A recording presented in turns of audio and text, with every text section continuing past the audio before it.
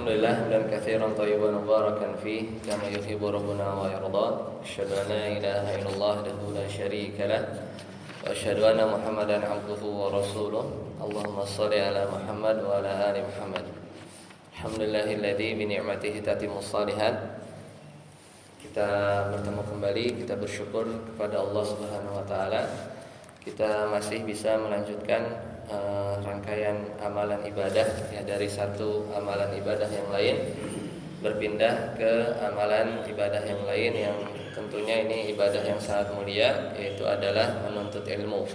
Karena Nabi sallallahu alaihi wasallam bersabda, "Talabul ilmi fardhatun ala kulli muslim." Yaitu menuntut ilmu, belajar, apalagi pada hal-hal yang kita harus tahu tentang perkara tersebut ya. Maka itu adalah sesuatu kewajiban ya bagi muslim, termasuk juga muslimah, yaitu laki-laki atau perempuan muslim. Di bulan lalu, karena kajiannya per bulan ya, kita kalau tidak salah sampai di membahas tangan ya, kalau salah, atau muka. Kita ulang sedikit.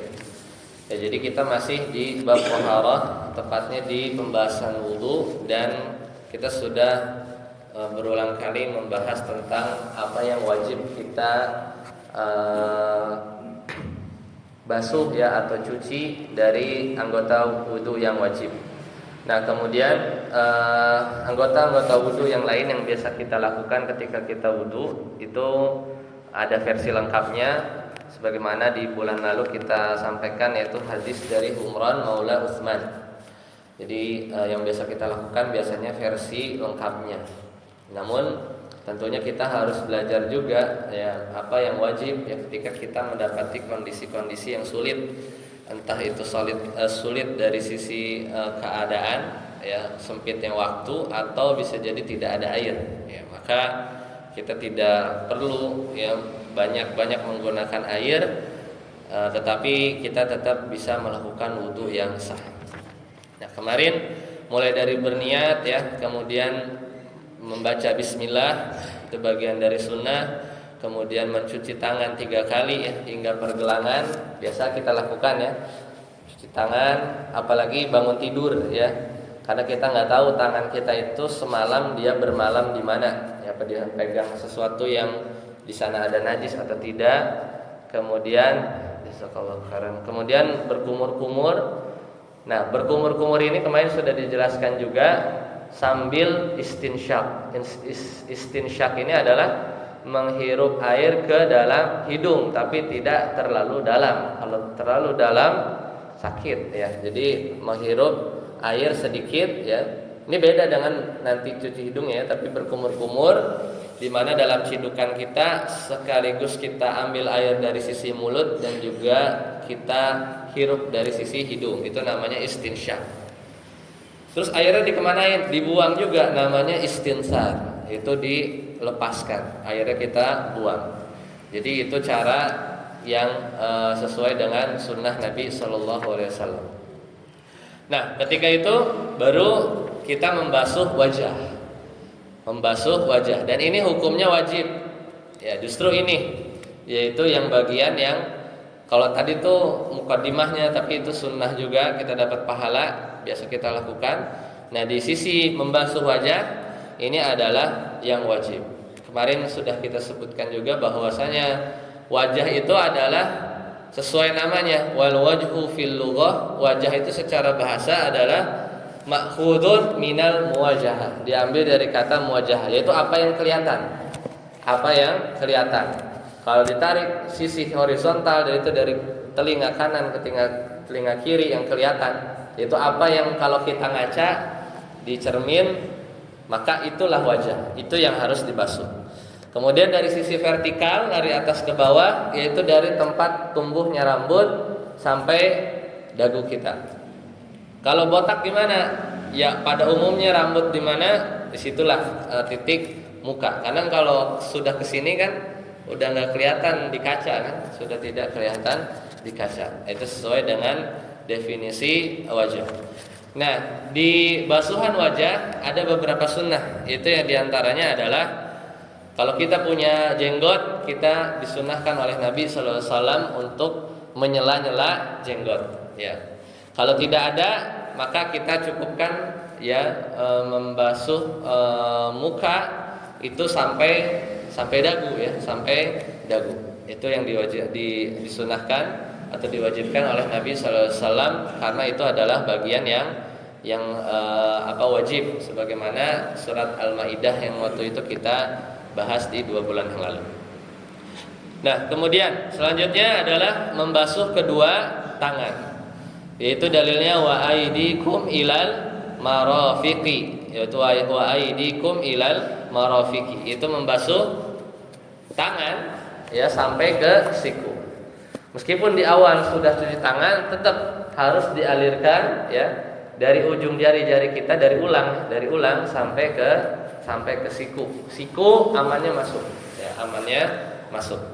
Karena untuk menghindari khilaf, ya, apakah sampai itu adalah siku masuk atau tidak, maka amannya adalah ya udah kita masukkan, kita lewatkan sedikit ya sampai siku terbasuh, tercuci secara sempurna.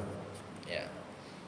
Di tangan sampai ke siku. Nah, kemudian baru kepala, ya, sebagian kepala. Tapi biasanya kalau secara sempurna Nabi sallallahu alaihi wasallam mencontohkan, yaitu kita ambil air, ini tidak gosel ya, tapi imsah, yaitu dibasuh saja. Jadi tidak harus banjir seperti keramas, tapi tangan kita basah, ya, kemudian biasanya kita lakukan sambil mengusap bagian kepala, kemudian kita kembali ke depan, kemudian kita lanjutkan dengan telinga. Itu yang biasa kita lakukan. Ya, tidak ada sesuatu yang unik, ya. Nah, adapun telinga ini bagian dari sunnah Nabi sallallahu alaihi wasallam. Gimana kalau telinganya kelewat? Tetap sah, ya, tetap sah, karena wajib anggota wudu kan cuma 4. Cuman pahalanya berkurang saja, ya, pahalanya berkurang saja.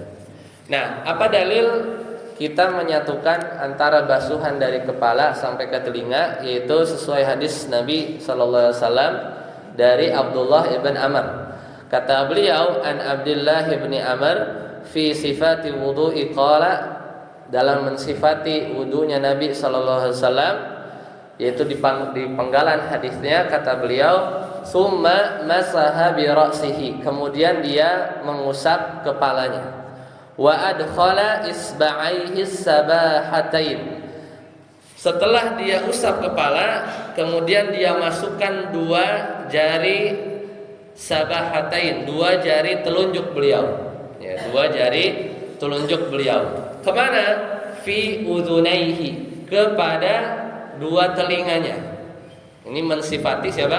Abdullah bin Amr mensifati Nabi sallallahu alaihi wasallam ketika mengusap kepala, kemudian setelah selesai dia masukkan telunjuknya ke udhunaihi. Apa yang dilakukan? Wa masaha bi ibhamaihi dhahira udhunaihi. Kemudian dia usap, ya, kedua telinganya tadi, bagian luar, ya, dengan ibu jari beliau. Jadi ininya kayak headset, ya, masuk ininya, jempolnya, ibu jarinya itu mengusap bagian luar. Itu biasa yang kita lakukan. Itu hadisnya dari Abdullah bin Amr ketika beliau mensifati Nabi sallallahu alaihi wasallam ketika berwudu. Dan ini bagian sunnah, ya, bagian sunnah yang bisa kita lakukan. Jadi tidak satu gitu, ya, enggak. Jadi langsung, jadi satu sidukan air pun itu tidak menggenang, karena hanya mengusap kepala dan juga selesai sampai telinga. Ya, maka selesai sampai di situ. Nah, kemudian selanjutnya adalah mencuci kaki. Nah, baru kaki ini kembali digosel. Kaki ini kembali digosel, artinya dialirkan. Dan di sini ada wanti-wanti dari Nabi sallallahu alaihi wasallam. Bahkan kata Nabi sallallahu alaihi wasallam, wailun, celaka, ya, wailun lil aqabi, hati-hati, celaka bagi orang yang mata kakinya itu enggak enggak kena, ya. Nabi sih bilangnya wailun lil aqabi minan nar.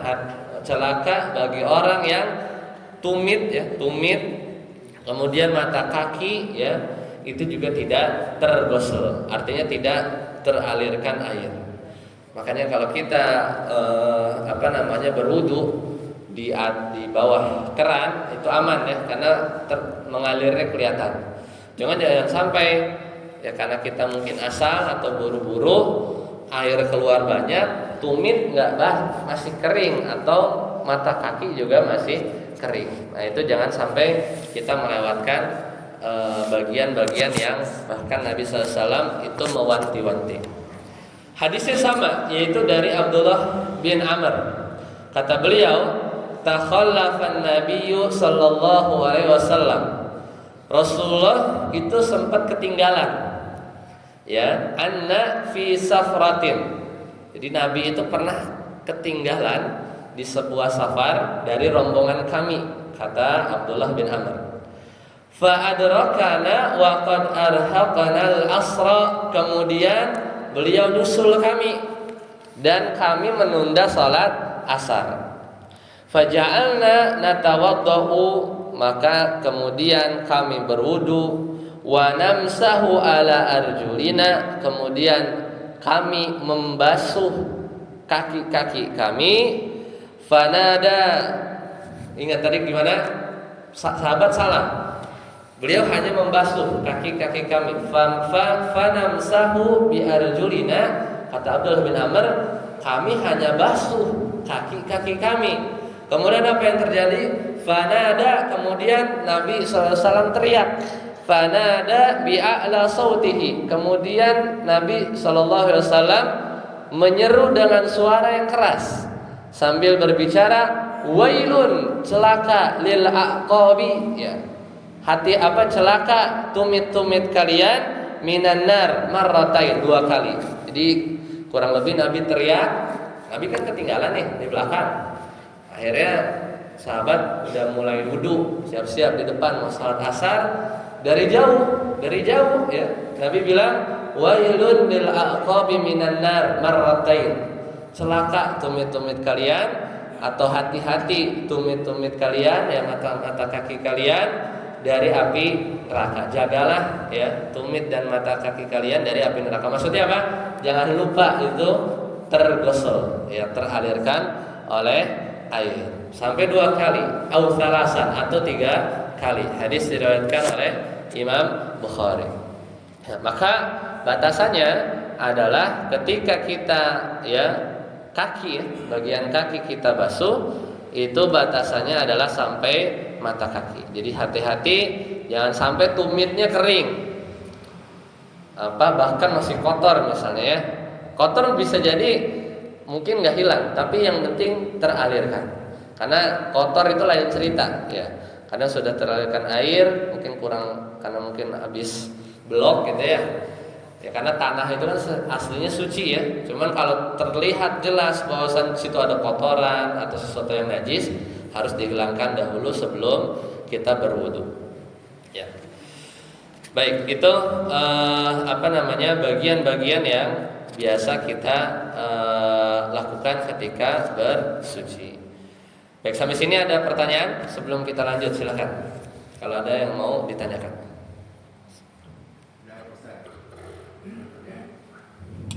Assalamualaikum warahmatullahi wabarakatuh.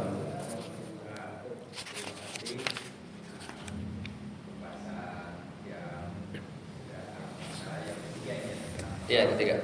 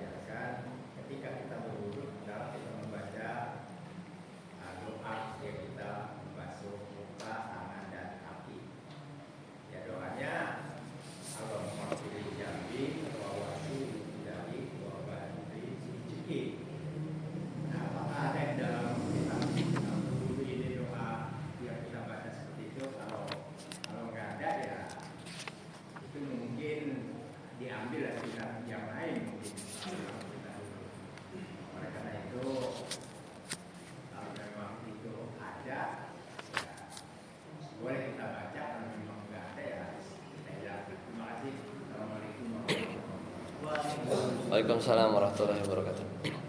Ya, yang pertama terkait berlebih-lebihan mungkin ya dari sebagian anak-anak kita atau keluarga kita ketika berwudu, bahkan tadi lengan bajunya saja misalnya tidak diangkat sedikit atau basah gitu ya.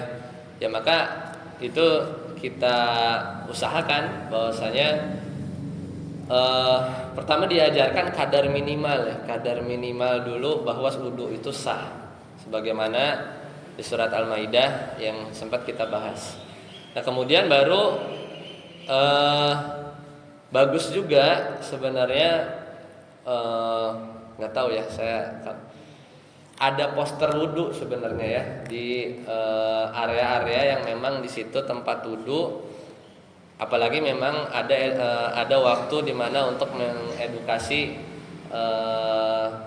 anak-anak kita atau keluarga kita ya, supaya di situ kelihatan gitu mana yang harus dilakukan ya, atau kadang air yang juga mana anggota wudu yang harus dibasuh. Basuh ini maksudnya gosel ya, dialirkan air, mana yang cukup diusap ya, sehingga ketika seorang itu sudah tahu mana yang perlu aliran air, mana yang hanya perlu basah-basah dikit, itu perlu kita kasih tahu posisinya ada di mana gitu ya. Kemudian yang kedua berkaitan dengan zikir-zikir yang ada atau yang dilakukan di proses wudu, anggota-anggota wudu yang kita sedang lakukan. Kalau di kitab tarjih ya HPT itu nggak ada ya, tidak ada. Bahkan sebenarnya tidak ada riwayat juga ya. Mungkin kalau ada bisa di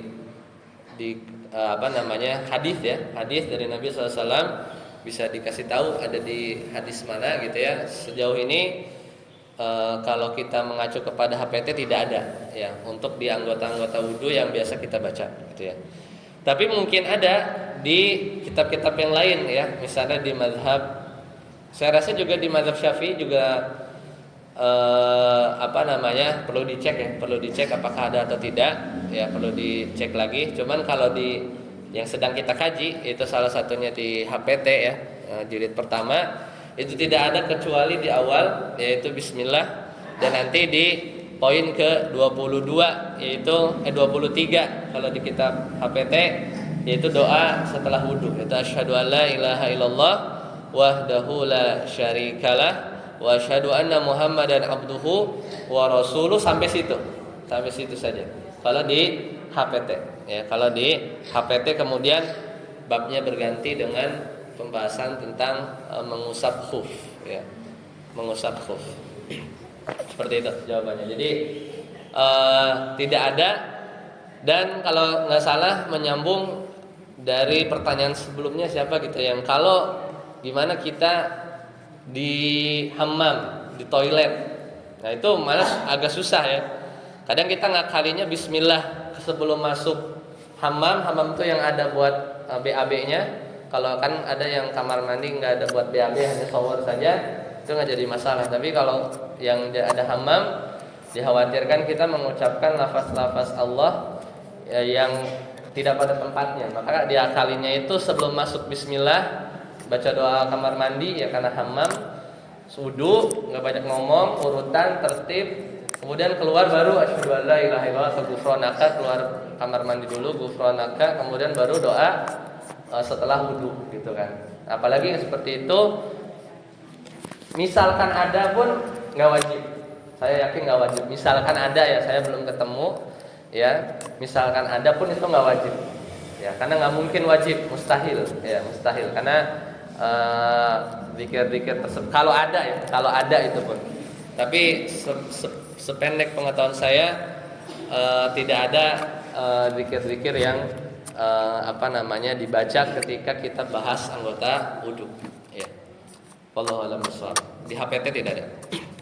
Baik, terima kasih. Kita lanjutkan dulu ya. Nah, catatannya dari apa yang sudah kita bahas tadi, yang pertama adalah yang wajib untuk dibasuh dari sisi anggota wudu semuanya ya, mau yang versi wajibnya, minimalisnya, yang penting sah, atau versi yang lengkapnya yang biasa kita lakukan, yang wajibnya itu cuma sekali. Yang wajibnya itu cuma sekali. Jadi ini sepakat para ulama. Adapun basuhan kedua, usapan kedua, ketiga itu dihukuminya sunnah. Boleh nggak dilakukan? Boleh kalau kita luang. Atau misalnya ya luang dari sisi waktu sholat masih jauh, luang juga dari sisi keberadaan air, maka kita bisa lakukan, itu bagus. Nah kemudian yang kedua, dari semua anggota wudu tubuh kita yang tadi udah kita bahas, semuanya itu dibasuh alias dialirkan air, ya. Dibasuh itu dalam pengertian ghusl. Kecuali apa? Kepala itu aja. Ya, kepala yang versinya apa? Diimsah, diusap. Usap itu tidak ada aliran. Jadi tangan kita tuh basah. Ya, kalau ghusl atau basuh itu dia mengalir, dia mengalir. Itu saja. Itu yang kedua. Kemudian catatan yang ketiga, dari awal sampai akhir itu nggak boleh ketuker-tuker, ya. Harus apa? Tertib. Jadi urutannya sebagaimana kita sampaikan tadi ya. Kalau versi yang lengkap mulai dari cuci tangan dulu gitu kan. Kalau yang wajib saja darurat langsung muka gitu kan. Itu anggota pertama yang wajib. Jadi harus berurutan. Nggak boleh mundur ya. Nggak boleh tengah-tengah gitu ya. Nggak boleh dari belakang ke depan, nggak boleh. Ya, tidak seperti itu. Itu ya catatan yang ketiga. Catatan yang keempat, harus apa? Bersambungan. Jadi nggak boleh terputus jeda waktu dari satu anggota wudu ke anggota wudu yang lain dalam waktu yang lama. Tapi kalau lamanya itu berapa? Lamanya itu kadarnya adalah sekadar kita melakukan satu anggota wudu. Misalnya kita basuh muka tuh mungkin 4 detik, 3 detik ya, atau 5 detik, ya maka sekadar itu kita tidak boleh terputus lah. Ya, karena nanti kalau dijeda, apalagi apa ya, misalnya contohnya, kompor belum dimatiin, dari ulang, karena ada terputus ya, kan dia harus lari dulu, ya mungkin ngelap anduk dulu, terus matiin kompor, balik lagi, ya dari awal. Ya, karena itu terjedanya cukup lama ya. Cukup lama seperti itu. Jadi harus bersambungan. Kadarnya apa? Kadarnya itu sekadar kita melakukan satu anggota wudu. Berarti berapa detik kan? 3-5 detik gitu ya. Ya maka kita fokus ya, karena ada tertib dan urutan tadi. Nah, yang terakhir adalah untuk bagian muka ya, para ulama sepakat itu tidak perlu sampai leher-leher, itu nggak perlu. Jadi muka itu adalah bagian yang tadi sudah kita sampaikan. Baik, itu saja catatan tambahan berkaitan dengan wudu ya. Baik, kita lanjutkan.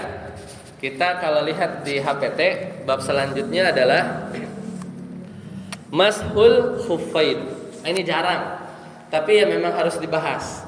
Yaitu adalah mengusap kedua sepatu. Itu jarang karena emang orang Indonesia itu jarang melakukan ini. Ya, yaitu mengusap sepatu kita, ya khuf. Ya. Kalau di HPT kata para ulama kita, wamsah a'lal khuffaini aw nahwihima badala ghusli rijlain. Kita boleh, kata para ulama kita boleh mengusap sepatu kita, itu bagian atasnya doang, bukan bawah yang buat diinjak-injak, bukan. Bagian atasnya itu, ya, bagian atasnya, punggungnya, yaitu sebagai ganti mencuci kaki yang fil wudu. Ini poin 25. Salasan 3 kali, salasan fis safari, yaitu 3 hari dalam perjalanan. Wa yauman wa lailatan fil iqamah, 1 hari dalam waktu tidak berpergian.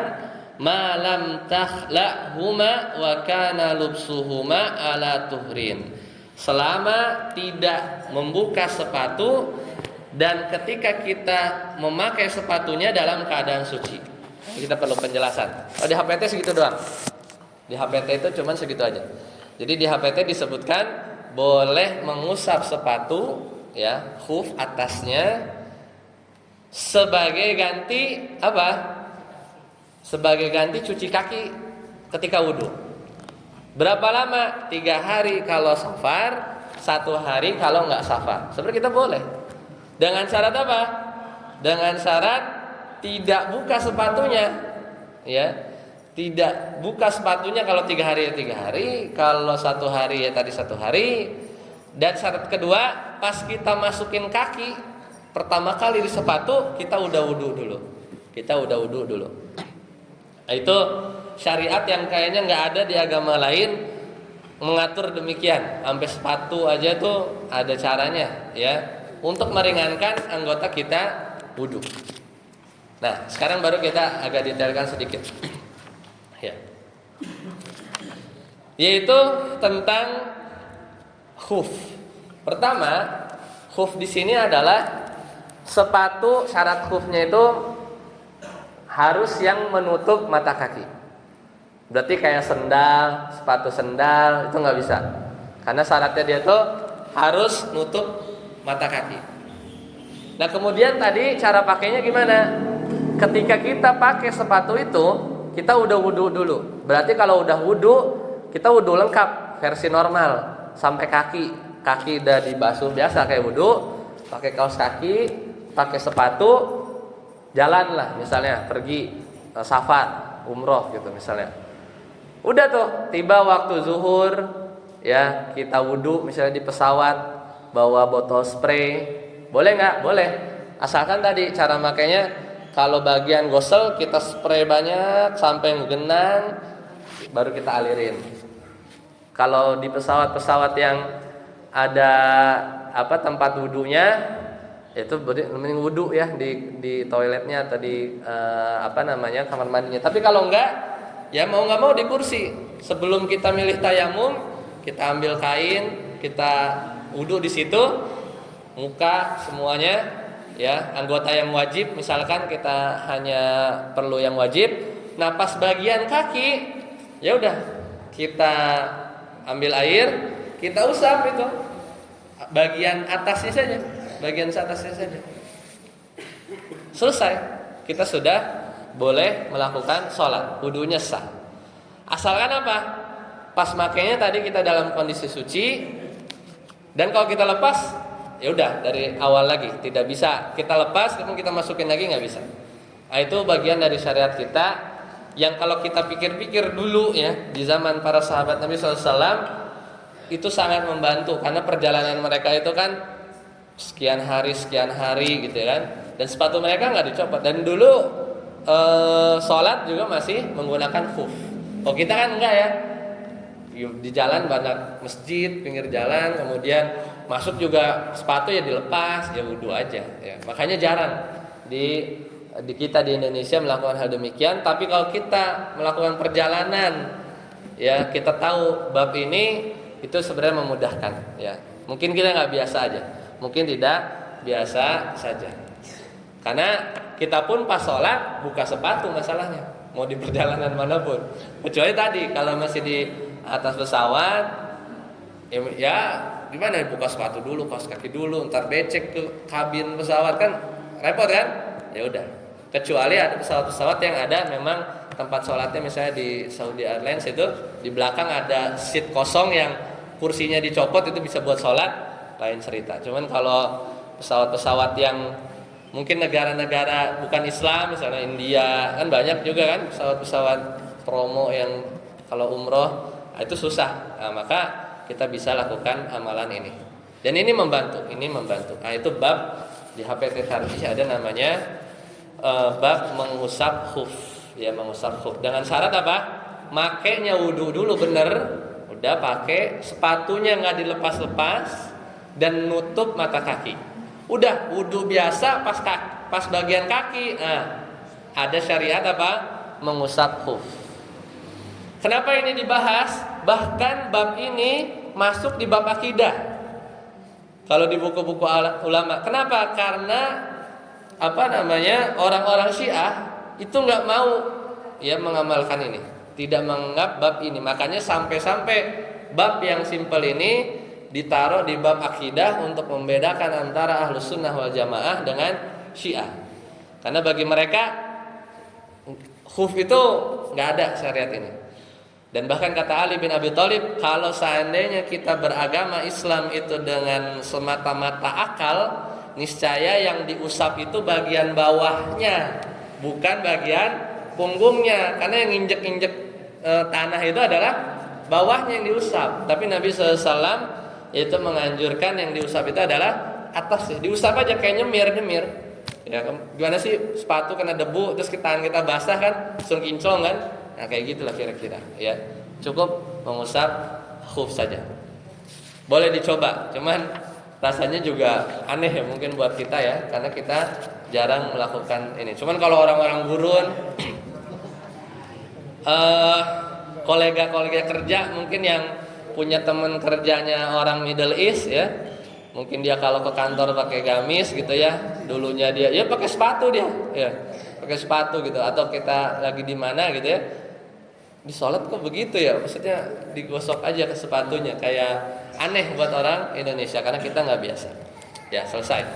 Itu tambahan tentang bagian itu. Nah selanjutnya kita lanjut lagi, yaitu bab selanjutnya al-ghuslu, mandi. Nah ini kita kan masih di bab taharah. Taharah selanjutnya adalah mandi. Nah ini adalah taharah ketika kita untuk bersuci dari hadas besar. Al-ghuslu. Nah, kalau di Hamzah tarjih kata para ulama kita, idza ajnabta bi khurujil mani, kalau kamu keluar mani, satu. Awil tiqa'il khitanain, atau ketika bertemu dua khitan, maksudnya berhubungan badan. Awradat tahudurul jumu'ah, atau mau sholat Jumat. Au naqaiti minal haid, atau sudah beres haid. Ya. Kemudian awin nifas, atau selesai nifas. Fal tagtasil wabda bi ghusli yadaik, maka hendaklah dia mandi dengan memulai mencuci kedua tangan, mukhlishan niyataka lillah, ikhlas niat karena Allah. Summa aksil farjaka, kemudian bersihkan kemaluan kita, bishimalika, dengan tangan kiri, wadlukha fil ardi, kemudian gosoklah tangannya ya. Kalau sekarang dengan sabun ya, atau dengan, kalau dulu dengan tanah ya. Ini sebagaimana hadis Nabi SAW, ma yakumu maqamaha, kemudian ya gosok dengan sesuatu yang bisa membersihkan. Summa tatawaddo kama taqaddama, kemudian wudu ya, sebagaimana udah dibahas di bab sebelumnya. Summa khudil ma'a, kemudian ambil air, wadkhil asabi'aka, masukkan jari-jarimu, fi usuli sya'ri, di sela-sela rambut alias keramas, bi syai'in minat tib, dengan sesuatu yang wangi, bahasa kitanya sampo ya. Ba'da naqdihi, sesudah kita lepaskan rambutnya, maksudnya kunciran dilepas ya, diuraikan. Kemudian wabda bisyikil aiman, kemudian mulai basuh ya, tuangkan air dari sisi kanan, semua di kanan. Summa frig mal'a ya ala ra'sika thalasan, kemudian ambil tiga kali ya, ratakan ke atas kepala. Summa afidil ma'a ala sa'iri hasadika jasadika, kemudian guyur badan kita 3 kali, ma'adalki, sambil digosok. Summa ksil rijlaik, terakhir adalah gosel, basuh kaki kita, bitakdimil yumna ala yusra, dengan mendahulukan sebelah kanan daripada sebelah kiri. Wala tusrif fi isti'malil ma'a, dan janganlah berlebihan menggunakan air. Ya, itu versi lengkap yang ada di HPT Tarjih. Ya. Jadi itu kalau versi di HPT Tarjih seperti itu. Rasanya itu yang kita lakukan ya. Jadi apa saja yang membuat kita harus mandi? Salah satunya adalah keluar mani, berhubungan badan, selepas haid, selepas nifas, mau Jumat, ya mau sholat Jumat. Yang bedain mandi janabah dengan mandi biasa meskipun sama-sama keramas adalah apa? Niatnya. Ada orang dia mandi keramas lengkap tapi nggak niat, yang nggak dianggap mandi janabah. Ya urutannya tadi ya. Jadi mencuci bagian kemaluan, kemudian membersihkan badan ya dengan sesuatu yang wangi dari kepala sampai kaki, dan kemudian ditutup dengan berwudu, kemudian ditutup dengan membasuh kaki. Seperti itu. Nah, sekarang versi minimalnya. Ya, kita juga perlu tahu bagaimana yang wajib ya minimal sah dari mandi junub ini.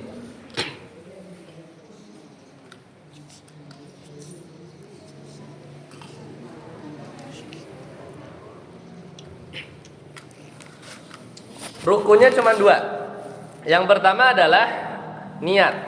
Jadi ini yang membedakan kita mandi janabah atau tidak. Yang kedua, ini adalah kadar minimal sah dia mandi wajib adalah intinya mengguyur seluruh badan dengan air sampai nggak ada lekukan sedikit pun yang nggak kena air. Udah itu aja. Berarti cara paling gampang. Bismillah, saya niat mau mandi wajib, dia loncat mau berenang nih ke kolam renang, udah nyebur sampai nggak kelihatan rambutnya, dia keluar sah. Gitu. Udah, itu yang dilakukan oleh sahabat Nabi Sallallahu Alaihi Wasallam, ya. Jadi itu kadar minimal. Mungkin kalau ada remaja gitu ya, oh, pas banget nih mau renang, tapi atau jangan renangnya itu jam 10 pas hari Jumat, ya udahlah mandi janabah dia loncat masuk, nggak usah loncat lah, turun aja pelan gitu kan, ceburin masukin kepala, pokoknya basah semua kan. Kalau nyelupin badan gitu kan pasti nggak ada yang kelewat air kan, jadi langsung kena semua, bangun sudah. Bedanya dengan temennya yang loncat buat main-main, kalau dia loncat buat mandi janabah, bedanya di mana? Cuma di niat doang. Yang satu emang mau gaya, mau salto atau gimana. Yang satu dia ada niat yang terbesit dalam hati untuk menghilangkan hadas besar atau mau mandi janabah sebelum sholat Jumat. Udah seperti itu. Tapi versi yang sempurna itu hadis dari Aisyah, hadis dari Maimunah, biasanya itu istri-istri Nabi yang menjelaskan secara detail bagaimana cara mandi janabah tadi, sebagaimana tadi di HPT. Jadi saya ulang, pertama niat, kemudian baca bismillah, kemudian cuci tangan dulu ya, kemudian berwudu, mulai membersihkan kepala, kemudian sebelumnya mencuci kemaluannya dulu, membersihkan kepala, digosok dengan sesuatu yang wangi. Kemudian baru diguyur 3 kali ya anggota-anggota tubuh kita sampai tidak ada lekukan sedikit pun yang terlewat dari air. Kemudian terakhir cuci kaki ya. Cuci kaki dimulai dari yang sebelah kanan sebagaimana urutan yang tadi disampaikan di buku HPT seperti itu. Sampai di sini ada pertanyaan, silakan. Ya, silakan. Assalamualaikum. Ya.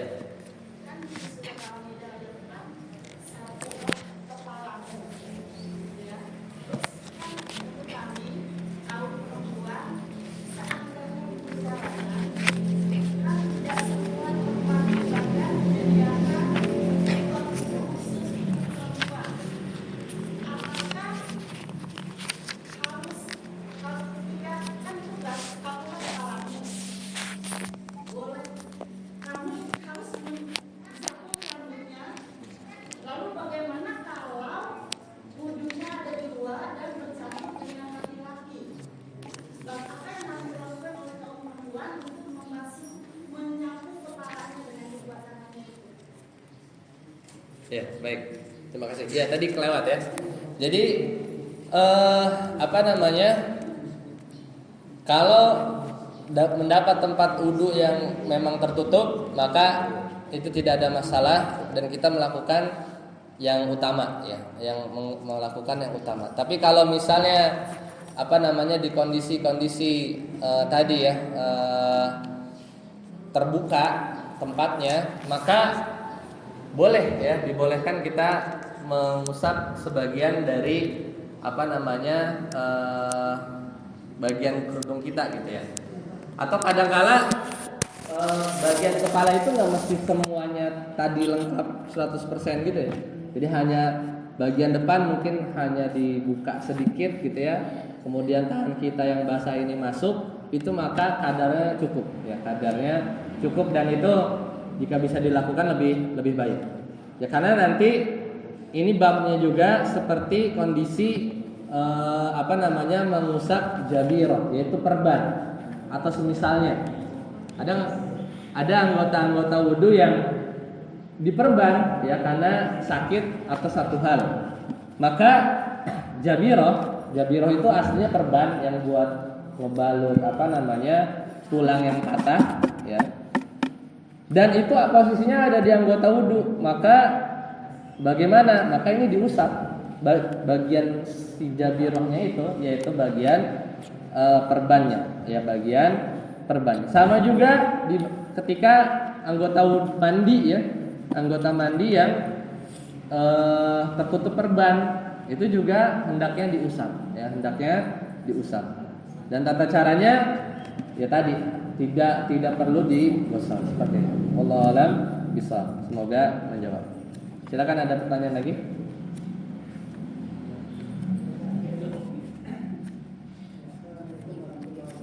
Assalamualaikum.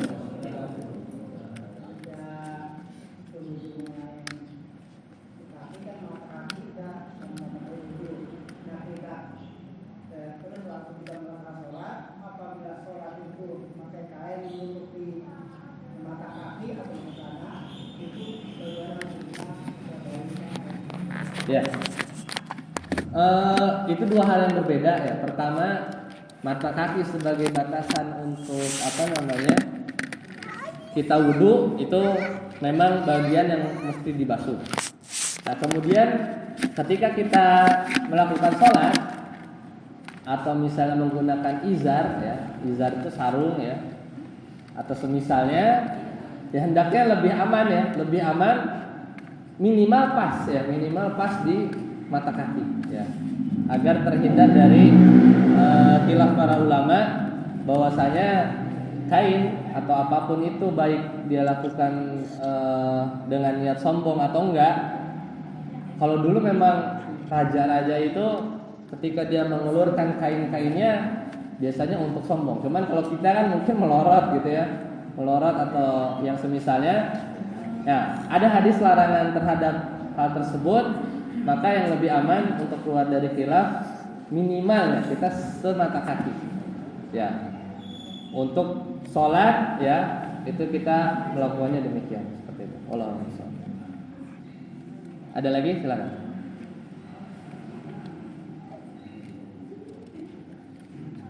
Baik, jika tidak ada maka kita selesai di bab toharoh. Insyaallah di bulan depan kita masuk bab tentang sholat ya. Kita masuk tentang bab sholat. Tapi sebelum kita masuk bab sholat, insyaallah nanti kita jelaskan dulu ya bagaimana sejarah sholat itu ada ya. Apakah dia ada di Nabi Muhammad SAW saja atau tidak, dan bagaimana dulu sholatnya orang-orang terdahulu ya, dan bagaimana dulu kita tuh menghadap kemana. Dulu kita belum menghadap Ka'bah ya. Nanti kita sedikit bahas tentang sejarah sholat supaya kita lebih semangat lagi ya dalam melakukan amalan yang rutin kita lakukan ini. Sampai sini dulu. Semoga bermanfaat. Subhanakallahumma bihamdika asyhadu an la ilaha illa anta astaghfiruka wa atubu ilaik. Assalamualaikum warahmatullahi wabarakatuh.